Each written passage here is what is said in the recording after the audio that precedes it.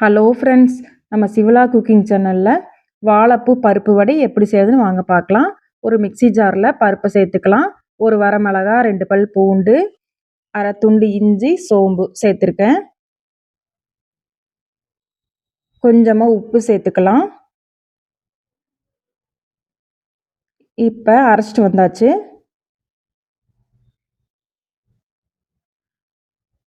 சின்ன வெங்காயம், ஒரு பெரிய வெங்காயம் பொடி பொடியாக கட் பண்ணி வச்சுருக்கேன். அதை சேர்த்துக்கலாம். பச்சை மிளகா வந்து பொடி பொடியாக கட் பண்ணி வச்சுருக்கேன். ரெண்டு பச்சை மிளகா, கொத்தமல்லி தலையும் கருவேப்பிலை தலையும் பொடி பொடியாக கட் பண்ணியிருக்கேன். அதையும் சேர்த்துக்கலாம்.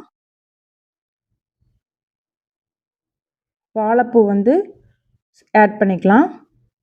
உப்பு தேவைக்கேற்ப சேர்த்திக்கலாம்.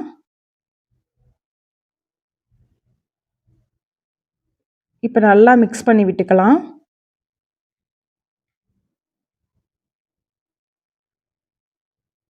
இப்போ உருண்டை பண்ணி வடை மாதிரி தட்டி போட்டுக்கலாம்.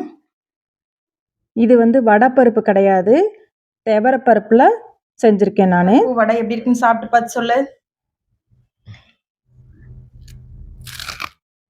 கிறிஸ்பியா இருக்கு.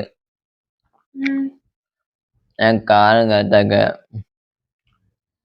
மரபு டப்பிங் வீடியோ உங்களுக்கு பிடிச்சிருந்தா லைக் பண்ணுங்க, ஷேர் பண்ணுங்க, கமெண்ட் பண்ணுங்க, சப்ஸ்கிரைப் பண்ணுங்க.